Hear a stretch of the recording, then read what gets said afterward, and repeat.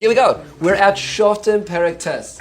And unfortunately, as we continue in this Perek, it does, this book, it gets more and more depressing now. We've seen the best of Shoftim, because now it gets complicated. So brace ourselves for the human condition.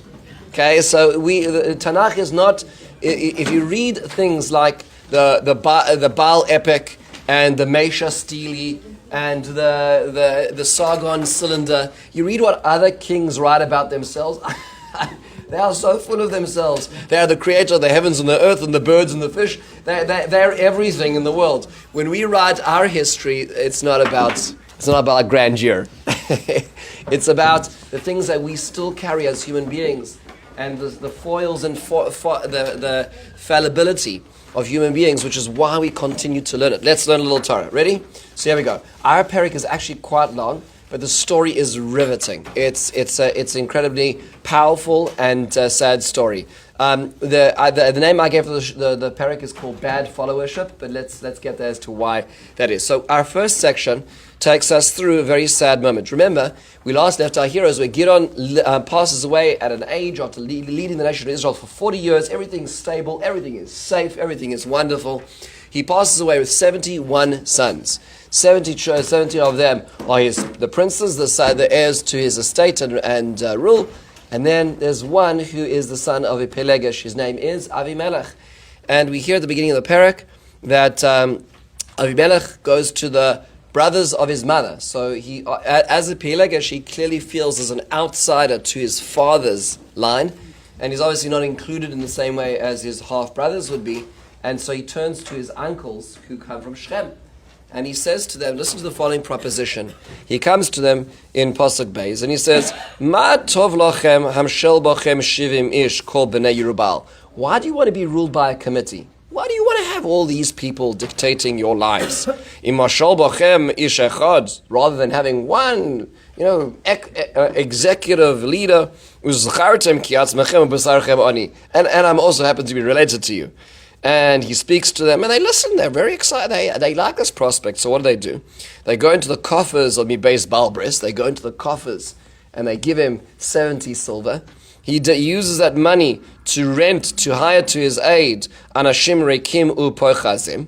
These unstable, empty characters. And he goes to Ophrah, where his half-brothers live, and describes terribly, says, Vayarog es echov b'nei Yerubal shivim ish kol al even echas. He kills all 70 of his brothers on one stone. He massacres all of his brothers. Yotam ben Yerubal akatan kinechba. And the youngest, a boy called Yotam, which is dramatic irony because it's very similar to the word yatom, right? Like an orphan. He's orphaned from his brothers now as well. He's able to hide. Should not be lost on us, of course. That just today, the contemporary parallels are very important. Is whenever there's terror, you have to trace the money, which is always important. If you ever read Harpoon, which is Nitzana Latnon Darshan's book, and you should really support her what she's doing in Israel, lawfare as opposed to warfare. She finds the money that's supporting terror. Terror can only operate when somebody's paying for it. So what the irony over here is what did he need for a good rebellion? Is a little bit of cash, right? And so for the interest he's going to pay back later on in favors as being the king, he's able to perpetrate this horrible massacre. So let's a few questions before we go a little further. First question is why Shechem? So this is really, really fascinating. Is Shechem is a first of all, just where this actually occurred is a place today called Tel Balata. When we were on our Sefer Yoshua trip, I begged them to see if we could go there, and the army said, under no circumstances. Why?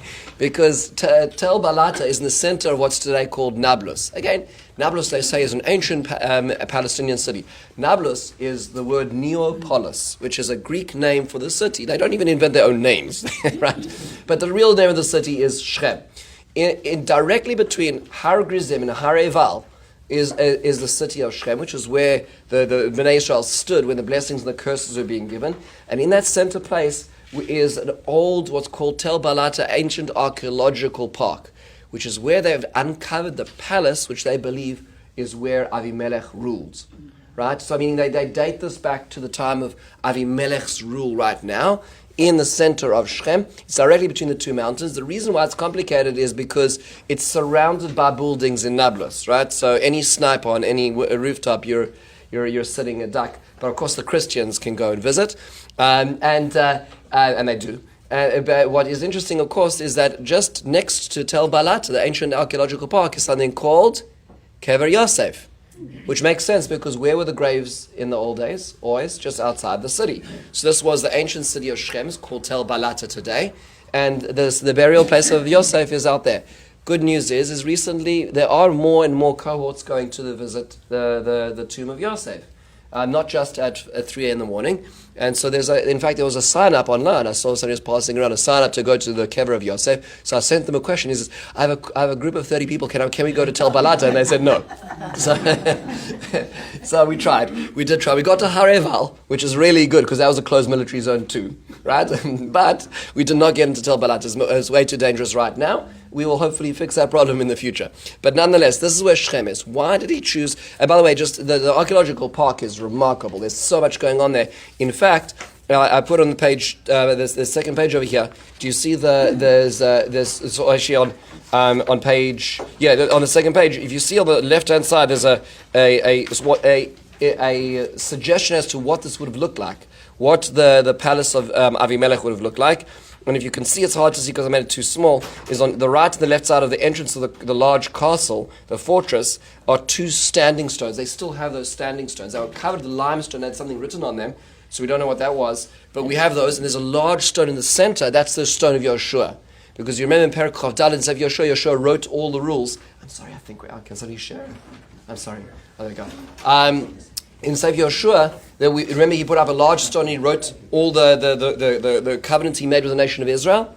That is in Shechem, and we have that stone. Like that's why it's so amazing. This is the stone of Yoshua ben Nun in the front of the palace of Shechem. This is a reconstitution of it in the picture. It's remarkable.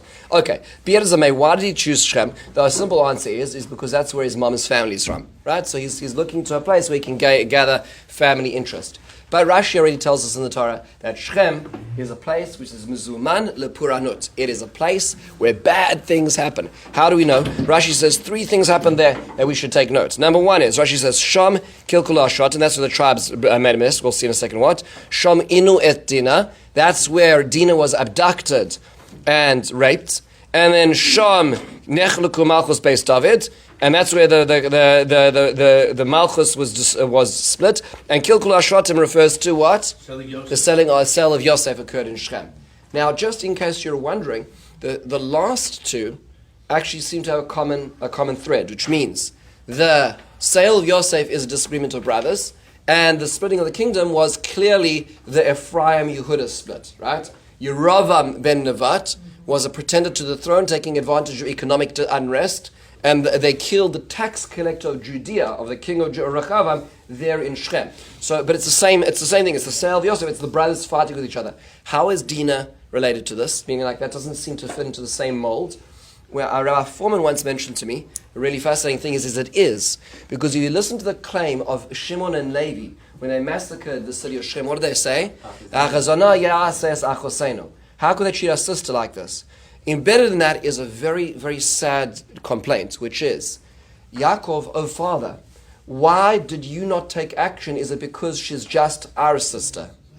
Now you understand what's happening over there? Silently embedded in there is maybe because she's from Leah, maybe you treat her differently. If she would have been from Rachel, maybe you would have acted differently. You would have done something. Now, by the way, latently, Yaakov is silent. He doesn't respond to this, and it rests there. And you say, maybe it'll go away, but it doesn't go away. And it comes back again where they sell each other. And it comes back again where the tribes split. But I would observe that Rashi is actually omitting the 4th opportunity of dissent and split in the nation of Israel, which is what? Our Perek. Which is again where you have split within Israel occurring where? In the center, which is in Shechem. Shechem is a bad place. He's taking advantage of the center of discord. It has, we'll call it a history of discord which occurs over here. Now, think about his argument. His argument is twofold. Number 1 is why do you need a committee? Wouldn't it be better to have an executive decision maker? But then he says, at the end of it, he says, remember, I'm flesh and blood, right? right? So meaning, it's ironically, the irony of all of that is that on the one hand he's saying, oh, it's a great system of government. You don't want to be committees, committees you can't get anything done. I will make executive decisions. It's all good. So it sounds like he's talking to a high level communication. This is like governance. And then he says, and by the way, just remember that we're all flesh and blood, which comes down to, unfortunately, the basic human making conversation, like we'll call decision making, which is family, mishpucha, right? So, and what do they listen to? We hear that the next pasuk is, what's the reason they listen to him? They listen to him because they say, Vayadabru elav imoy ba'az neiv kol Baal Shechem, and they say, Vayet li bo machar Avimelech amru achinuhu. They're not interested in a system of government. They're interested in favors. You understand? Meaning, in the end of the day, for them, they're going to be like, okay, we need to rezone this area, so we'll just speak to him. We want to, we want to dig a mine there without paying federal taxes. We want to do offshore drilling. We don't want to have regulations. This is our man, right? He's going to do that. That's what really, in the end of the day, pushed it over, right? It wasn't their, system of governance issue. Like that's too big. It's all personal. That's the irony of it. He knows how to speak out of both sides of his mouth. And here's the irony. Where does the money come from that is used to get his entourage of lowlifes? So it comes from what we call balbris. It says they went to the coffers of balbris. What is balbris? Balbris literally means the husbandry of covenant or connect. So what does that mean technically? The truth is unfortunately. So what was that? It means the party. It sounds like a party to a person, which is how it's used elsewhere in Tanakh. However, I just do want to point out that in the last parak we know who it is because Tanakh defined the term for us in parak Ches of Sefer Shoftim. Take a look at it says in source 4, Vayi kasher meis Gidon vayashu bnei Yisrael vayaznu acharei baalim vayasiru lohem Baal Bris lelokim. Baal Bris is not fraternity. Baal Bris is Baal. They're Baal as in the Canaanite god. Baal Bris means they made a covenant with the Canaanite god, which speaks to a very sad phenomenon, which is, in a certain sense, we don't even know if the people of Shechem are Israelites. Just to point this out, we don't know if these are Israelite or Canaanite or mixed. In fact, we never heard of the conquest of Shechem, right? It could have been they stayed neutral and they were Canaanites. It could be they're Israelites. We don't know. But whatever they're doing, they're pagans right now. And what is amazing is that out of their anonymous decision to support this rebellion, they dig into the coffers of their deity. Right? This is how corrupt it is, what Avimelech is using. He knows he's going down this route. Unfortunately, when it comes to this, when power corrupts, it corrupts absolutely, which is, once you have the goal in mind, you'll do anything. You'll take the money from wherever you get it in order to be able to justify the means. So justify the ends. So this is the sadness over here. Now we move into the next stage, which is the coronation speech. So they kill all the brothers. He's now established himself. He's in Shechem. They're doing a large coronation party for Avimelech. And Yotam, the remaining son who is in hiding, goes and ascends Mount Gerizim, overlooking Shechem. And he calls out and he says to them the following. This is the most famous mashal in Tanakh almost. This is called the parable of the trees. And he calls out to them and he said, the trees needed a king. And the trees turned to four entities. First they turned to the Zayas, to the olive tree. And they said, you should be the king of us. The Zayas said, I'm too busy preparing as dishni, asher yichbadu elokim vanoshim. I want to produce the oil that's going to honor God and people. Then they turn to the fig tree, and they say, you should be the ruler, the trees say. And the fig tree says, no, I'm using my sweetness and my produce. You should go away and find somebody else. They turn to the vine, and they say, you should be the ruler to us. And the vine says, I'm pretty busy producing grapes which will turn to wine, which brings joy to people. And finally, they turn to the atad. Atad, some sort of thistle, some sort of thorn, and they say to it, you should be the ruler. And the atad says, absolutely. The atad says, he says, there's a proviso. So you want me to be the ruler? Then come stay in my shade. And if not, if not, a fire will emanate from the thorn bush and consume the cedars of Lebanon. The cedars of Lebanon are seen as the highest, most powerful, regal trees in the world, right? We always talk about Erez Balavononi scared, like the cedars of Lebanon. Even today on the Lebanese flag, in the center of the flag is the cedar of Lebanon, the green tree on the red and white flag. So the Arz of Lebanon will be destroyed by this thorn bush. And then Yotam says, and you betrayed my father. You betrayed his family and his goodwill. You're now taking a thorn bush. Know that a fire will emit and destroy all the Baalei Shechem. And he makes the speech. So a few things just to notice, first of all, is why is that he goes up to Har Gerizim. So the reason is because if anybody's been up to Har Gerizim recently, right? We've all been there, right. We've been up there. Overlook Shechem. It's right there. It's right. It's overlook Shechem. More than that, in fact, if you remember, when the nation of Israel comes into the land of Israel, what do? They make this whole setup. Talked about it, Parshas Re'eh, because Parshas Kisavot. When the nation of Israel sat in the valley, and they turned the brachas, the klalos, the curses upon Har Evan, the blessings upon Har Gerizim. And it's interesting. So you say, how do they work? There was no mics in those days. So I'm going to quote from you a really amazing observation that was written in the book called Lands of the Bible, written in 1880 by John McGarvey. And he says the following. He describes coming to the city of Shechem, and here's what he says. He says, our route took us back through the valley, where we resolved that while passing between the two mountains of Ebal and Gerizim, in the still morning air, we would try the experiment of reading the blessings and the curses. So they try to reenact what happened in the Bible. It will so be remembered by the reader that in compliance with the directions given before the death of Moses, Joshua assembled all the peoples on the two mountains, stationing 6 tribes on one, 6 opposite to the other, and he stood between them and read them all the blessings and curses by the law. It has been argued by some skeptics that it was impossible for Joshua to read so as to be heard by the whole multitude of Israel. It is sufficient answer to this to show that while Joshua read, the Levites were directed to repeat the words with a loud voice. And that was an easy matter. Goes on, so on, so on, so on. Okay, then it creates a natural amphitheater and so on. Then he says, he goes as follows. He says, about halfway between Shechem and the mouth of the valley in which it stands, there is a deep semicircular recess in the face of Mount Eval, and a corresponding one precisely opposite in Mount Gerizim. So he points out in the mountains there's a cleft in the rock facing each other in both mountains, which face downwards to the valley. No man with his eyes open can ride along the valley without being struck by this singular formation. So there's a symmetrical, if you stand in the valley, there's a cleft on both sides of the rock on both mountains. As soon as I saw it, I recognized it as a place of Joshua's reading. It has been asserted repeatedly by travelers that although two men stationed on opposite sides of these mountains are a mile apart, they can read so that to be heard by each other.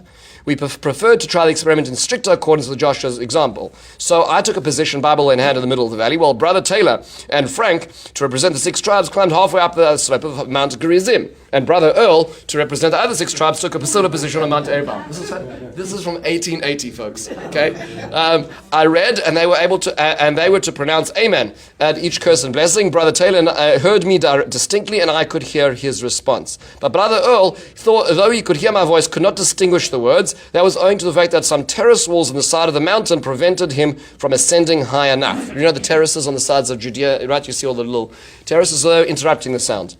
The experiment makes it and the trees between me and him interrupted the passage of the sound. The experiment makes it perfectly obvious that if Joshua had a strong voice, which I have not, he could have been heard by his audience without assistance of the Levites. As to the space that included the 2 amphitheaters, I think it ample to accommodate 600,000 men with their families, although of this I cannot be certain. If more space is required, the aid of the Levites was indispensable. So meaning to say, I tried it. The problem is we can't do this today because you would be just killed as a Jew going anywhere near there, down in the valley.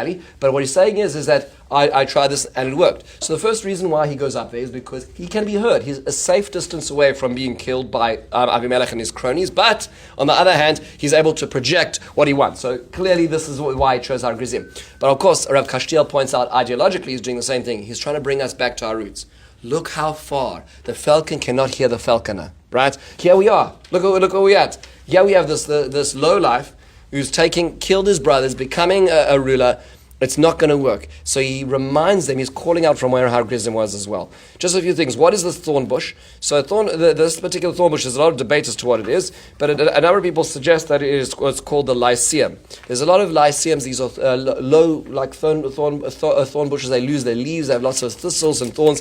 Very hard to use. They lack shade. They lack fruit, and they lack beauty, right? So anything you would appreciate in a tree, which all the other trees do have as well. What is the metaphor meant to mean? So Rashi says that it refers to the 3 earlier Shoftim. It refers to Osniel, who was the oil, the olive tree, Devorah, who was the fig tree, and Gidon, who was the vine. And each of them were asked, in a certain sense, to be a national leader, and they desisted. They stepped backwards. They didn't want it. So it's actually referred to specific individuals. We've seen the movement towards monarchy, the movement towards nationalism, and them desisting. The Malbim says that maybe it's not referring to specific people, but types. We'll call typologies of leader, whether it's a spiritual leader, a leader who looks at the physical well-being of the people, or an in-between, a wise and sweet leader. The point is that all of these are paradigms of the people who could have been and unfortunately weren't. What ends up happening? The Malbim says the sadness is over here. Is there was a search committee. If you look at the actual psukim, it's not all the trees. It's the select trees who are looking for a leader in the parable, and they keep asking and they keep getting turned down. At which time it says all the trees go. The Malbim picks up on this and says the search committee disbanded because they weren't finding a good leader. And therefore the rabble, which is the Ilanei Srak, it was the fruit trees looking for the leader, they were the committee. And then when they dropped, then all the trees, including which means the barren trees, came, and they appointed this thorn bush like them that was barren, that could not produce fruits and was not able to produce anything of use. I remember when Dr. Erica Brown came here, after she first became Vice Provost of Values in the Sachs Herenstein Center. So she spoke on Shabbos morning, if anybody remembers, and she spoke about this parak, and she made the observation, which I think is a really profound observation, is that a lot of times we blame leaders, but a lot of times you have to understand that if there's bad followership, you're not going to produce good leaders. Meaning, nobody is going to put their hat in the race when it's a suicide, right? If you don't know how to treat a leader, then the good leaders are going to desist, and into their space will step the hyenas, right? Into that space. And today's political scene, unfortunately, is a good example of it. Who would want to be a leader in today's climate? Right? So a lot of people who are worthy, let's say 30 years ago, would have been worthy political candidates are saying, why would I want to go through that? And so in walks people who have Nazi tattoos on their chest. Can you believe it? But that's what's happening in the absence of good leadership. Why? We've made it impossible for good leaders because of sensationalization of the media and making a story out of nothing all the time. We've made it impossible for good leaders to step up. And when the good leaders don't step up, make no mistake, there will be somebody who's going to take that vacuum. And this is the story over here. And there's a book I started reading called The Art of Followership, which is a really remarkable book, which talks to the idea that in order to create a system of success, you need to create a good followership system in order to create a good leadership model. It's a two-way street. It takes two to tango. And this is the failure of followership as much as it is the failure of leadership, right? Meaning, ironically, Gideon saw the writing on the wall and he said, I don't want this. And he was right. He was right, ironically. Let's go a little further now. By the way, it should obviously not be lost on us that there is a sad piece over here, is that the thorn bush should remind us of something that Gideon did himself with thorns. And that was that he tortured the leaders of Sukkot with thorns. There should be a little bit of a dramatic irony in our minds while that's being used over here. Okay, let's go a little further right now. So we now move into the next stage. So what happens is Avimelech is a king for 3 years. He's ruling over Israel, but we are told, this is by the omniscient narrator now, that the people aren't so appreciative of Avimelech, and within short term they want to get rid of him. Now, an omniscient narrator says this is because Hashem is trying to bring back the revenge that is deserving upon him because of what he did. But in their minds, that's not why they're doing it. In their minds, they're just disgruntled. They're like, oh, taxes are too high, and the economy is not growing fast enough, whatever it is that they're dealing with. And they start getting upset. So what do? It says, Vayasem lahem arvin al roshei arim vayigzelu es kol asher yavor alehem baderech. That's in Pasuk Chaf Hei. So they set up the ambushes on top of the mountains, and they steal from whoever's passing by the mountains. If you've ever been to Judea and Samaria in this area, there's lots of mountains. In fact, all the Jewish yeshuvim are built on mountains around Shechem. Okay, what's going on over here? So the Mefarshim explain that they're trying to ambush and kill Avimelech. They want to get rid of him now, right? So they no longer want him. Avimelech is warned, and he therefore doesn't use the valleys. He doesn't use the valleys to go through. But in the meantime, it turns to anarchy. Right, so what happens is they're waiting there, and they're like, well, we could make a good deal in the meantime, There's caravans, and there's foods, and there's money going through. And so, ironically, bad leadership usually expresses itself in a society, a government which falls apart, into a failed government. It doesn't just become neutral, it becomes bad, right? The systems fail the people, and that's what's happening over here. The roads aren't safe, right? That's a function of a bad leader, while he is, in the meantime, cloistering himself to prevent assassination. We now move into the next session. Blood begets blood. So now what happens is we now have this fellow called Gal ben Eved, right? So this fellow called Gal ben Eved comes to Shechem and he sits around. He's talking with the Baalei Shechem and he says, and he starts bashing Avimelech. He's like, why is it? Why do we have this guy Avimelech? Like, why are we serving him? Right? They eat, they drink, and they curse him. In Pasuk Chavches, who's this Avimelech and this Shechem that we should serve him? Whether it's Yerubal, which refers to Gidon, or Zvul, his appointee. Ivdu es Anshe Chamor Avi Shechem, serve Chamor, the father of Shechem. And he gathers support. People like listening to his bad talking. It's very cheap, it's very easy to just to badmouth other people, right? So the people like him. He's a social media influencer. He goes on and makes big rants and shouts about things he doesn't know, and people like it, right? And so they start joining his crew, but the person who's in charge of Shechem is a person by the name of Zvul. That's the fellow's name. And Zvul lets Avimelech know that this Gal is fomenting a rebellion. So he sends for Avimelech. Avimelech builds an army to go now besiege Shechem. And what happens is it describes a very powerful scene as Zvul's Gal is kind of building up his army internally, and Avimelech is surrounding them on the outside. And he wakes up in the morning and goes out to the gate and he sees movement on the mountain surrounding Shechem. And he says to Zul, do you see anybody moving there? And he's like, no, it's the morning shadow. He says, I see something moving. And he says, no, it's not nothing to be worried about. And ironically over here that's when Avimelech makes the move. He divides the people into 4 heads, and he surrounds the city, and there's a war which ensues, and he manages to kill many of the pretenders as well. Now, what's interesting, just for those who are appreciating the Macbeth parallel over here, right? Right, when the woods move, right? When as you close in, as those who pretend to the throne it's going to fall. It's going to fall.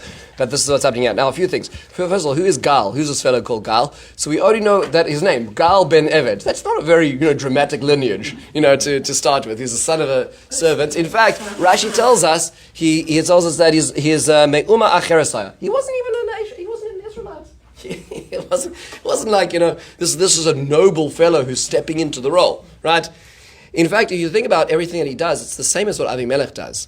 He has an outsider to Shechem who comes in. He's not miyuchas. He doesn't have a noble lineage. And he turns to people and starts fermenting discord about the current leadership. He tries to build a rebellion in Shechem against the leadership. It's all the same thing. In fact, Rav Kashtiel points out that he actually, if you look at the gematria of Gal, is 33. Gal is 103, the ayin, right? Ayin Lamed Gimel, which is the 3073, is the same as Avimelech. Avimelech is also 103. Interesting enough. It's almost like, and if you think about this, when you have bad leaders will beget bad leaders, right? Meaning, when you think about the Russian Revolution, right? Think about Animal Farm for a second. Right, we're going to replace the Tsar, we're going to replace totalitarianism, and we're going to replace all of this. And the French Revolution. And think about the French. Meaning the point is that it's within short order is those who take power will be doing worse things than those who are in power. So Gal is like another, called rebound of Avimelech's situation himself. Okay, so he comes in now. And Zul seems to be is the mayor of Shechem, who's under Avimelech's tutelage. But now he makes a strange comment. He says, "Why do you want to be ruled by them? Be ruled by Chamor ben Shechem." And you're like, that takes us back a long time, right? I don't who mentioned Chamor? He was killed by Shimon and Levi, way back when. What is he doing? Does he not read his history? So the Rashi says, no. Listen to what Rashi says in source 14. Rashi says, Ivdu es anshe Chamor. He says, Im basem leknois lachem adonim. If you want to make him a leader for yourself, bo ivdu es anshe Chamor shayanasi haaretz mikedem. He was the ruler.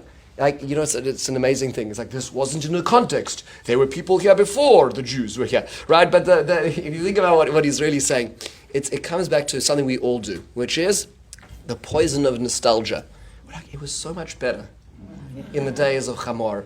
when things were free and societies were happy, right? It's like no, it was anarchy and there was rape and there was discord and there was paganism. It was a terrible place. It was terrible. But from what he's saying is like the nostalgia. We all do this. It was just so much better. Actually, in this week's parasha, when the nation of Israel back in Egypt, we had fish and cucumbers free. It's like no, when you were doing your 18-hour work days, you were given the off ends. The cut off ends of cucumbers just so you could have enough energy to go keep reaping the fields another 18 hours tomorrow. That's what was happening. But in your nostalgia, so the irony of reframing revisionist history and trying to create the narrative for now, which is very sad over here.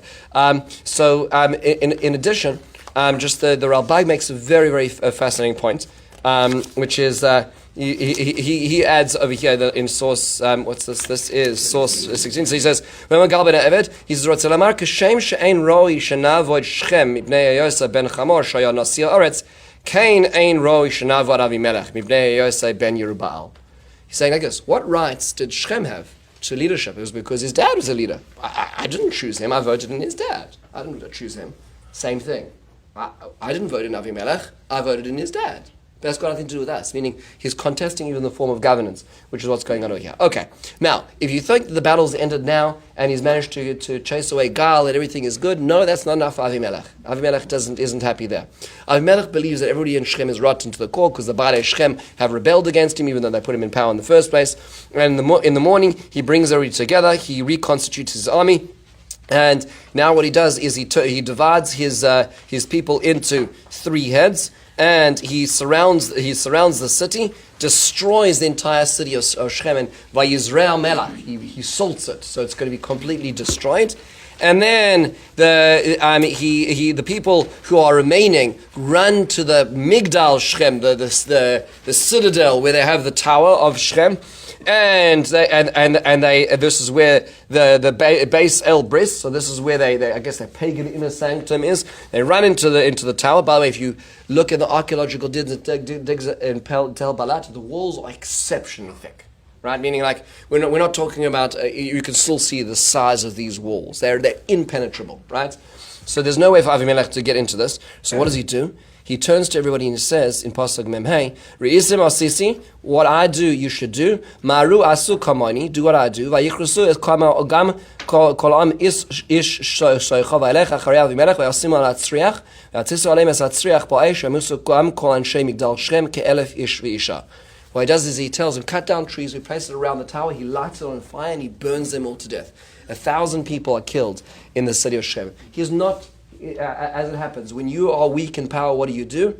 You slaughter everybody. Think about Iran right now, right? You're not going to take any opportunists who are going to survive over here. By the way, so a lot of things over here to notice is it should not be lost upon us that the destruction of the tower of a city sounds dramatically familiar because that's exactly what his dad did when Gideon arrived at Penuel, right? And now it's coming back again, the haunting idea. And if we assume that this is an Israelite city or has Israelites among it, it should not be lost on us that the same thing his dad did is coming back again now over here. It seems as well is the cutting down of the trees to light a fire turns Yotam's words not into a warning but into a prophecy. When he turns to them and the mashal of the people was trees and he's going to burn, the fire will emanate from the atad, it wasn't just a warning and a mashal, it turned out to be prophetic, whether he meant that or not. Now the trees are being chopped down, the fire is being lit, and the Baalei Shechem, who was the audience of that speech, are being burnt alive in the tower, right? Ironically, it should also not be lost upon us that he's destroying the citadel of paganism, right? Shouldn't be lost on us that his father also destroyed Avodah Zarah, which is ironically not intentionally in this case, right? He was trying to kill the people, not the Avodah Zarah as well. You can also notice that Avimelech is trying deeply to reach into the recesses of his father's leadership. When he brings a war, he takes his men and divides them into 3 heads. When he asks them to act, he says, do exactly what I do, which was the war cry of Gideon, which was, he says the same thing basically, but he's a far cry from his father. He's not cut from the same cloth. And so ironically he's employing the same military tactics, but it's empty. The words ring empty when we hear him doing this as well. Finally, it's not enough for Shechem. He believes the rebellion has spread. When anybody is being hunted, they become very paranoid, and so now he turns to the city of Tevetz, Tevetz, which today is assumed to be, many say, is Tubas, which is a city not too far. It's an Arab city not too far from Shechem. He conquers it, and he now surrounds them again in the citadel, and he's going to do the same thing to the tower of Tevetz, of Tubas. And as he gets there, a woman takes a stone from the Rechaim, from the mill, and she throws it over the edge and lands on him, crushing his skull. And so as he stands, as he lies there dying on the side of the tower of Tevetz, he turns to his lad and he says, "Umoiseseni pen yomru li isha haragtuhu vayitguru v'na'ara v'yamos." He says, "I do not want to have been killed by a woman." So he asks his caddy to assassinate him, and so he does. And when the people see that he's been killed, everybody goes back to their places. And the pasuk then tells us, the omniscient narrator tells us, that the bad that he brought upon his brothers was brought upon him, and those who appointed him were killed. And in a certain sense, there's a sort of this v'tavoy alehem kilalas Yotam ben Yerubal, the curse of Yotam came upon them. And there's so many things to think about. First of all, just to appreciate, I just put in the artwork of Gustav Doré of the fall of Avimelech, as he was killed over there. There should be a few things should echo for us. Number one, why was he killed in such a fashion historically? The answer is, if you remember, how did he kill his brothers? He killed them all upon one stone. One stone came down and crushed his skull, which means that this is what the Malbim says is the poetic justice, so to speak, the midah keneged midah of his death. More than that is that we all know this very famous saying which comes from Koheles, but we don't know the end of the saying. From Mishlei, the pasuk says, "Kares shachas bo yipol." One who diggeth the pit shall fall therein. Right? But you know the end of the sentence? The end of the sentence is, "Golel even elov tashuv." A person who rolls the stone will come back to him. And that's exactly what's happening over here. He rolled the stone, right, and it came back to him. In a certain sense, it's capturing this moment of his own death as over here as well. I would like to end with the following observation, which is what I heard from Rabbi Chaim Angel when I learned this with him.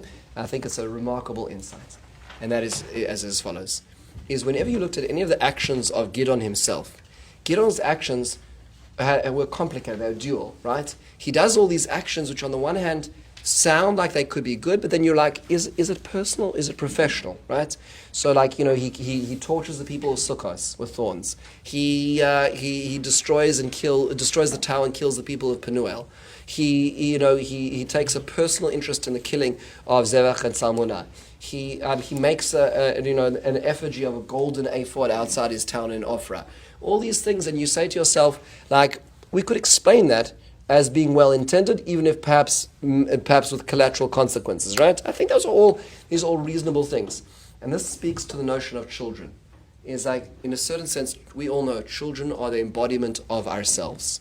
And when we get angry with our children, so many times we're getting angry with a part of ourselves, because we're seeing the embodiment of ourselves, the unperfected aspects of ourselves expressing itself in a way that you can't control anymore, right? And I believe that Gideon over here is that, like when you remember these experiments in school where you take ink and you place it on tissue paper and you put the paper or filter paper into the water, and the black ink turns into a rainbow of colors. As the osmosis pulls the water up the paper, it spreads and you see all the different colors that blink, the black ink. That's what children are. Black ink are all is the osmosis of all the colors within ourselves expressing themselves in our kids in different ways. And that's sometimes why we're so angry. That's why it's so disappointing, because it's us. It's us if we're really honest. And that's what's happening over here. Everything Gideon does, Avimelech does, but he does it in a corrupted fashion. Right? He kills other Jews. He destroys a tower. He takes money from Avodah Zarah. Right? All the things he does are the corrupted expression of Gideon. Gideon in a certain self regulated himself. He didn't reach for the crown. He did do this well-intended, but in the end of the day, all that, so to speak, the hidden subconscious which he quelled, ultimately expressed itself in one of those children. And unfortunately, that one child was the one who took dominance, because he would have been outvoted. He would have been negligible in history if it weren't for the fact that he took power, which means the worst aspect of Gideon ultimately took the throne, which is why it's a repetition in a certain sense, but in the worst fashion as well. Which leads us to the question, which is then, what is the dangers of monarchy? In a certain sense, the book of Shoftim is saying this is the worst possible scenario for monarchy, is you give it to somebody who is the worst expression of their parent, who is not the same nobility, not cut of the same cloth as their parent. That's the danger of continuity of dynasty, which is what we're going to see over here. Just really fascinating. It's a long parak, a lot to think about, but I think it's so rich. This now leads us to the end of the Gideon line, which now opens up the leadership spectrum to the future. Bezrat Hashem, which will be next week. Thank you so much, everybody, for taking the time.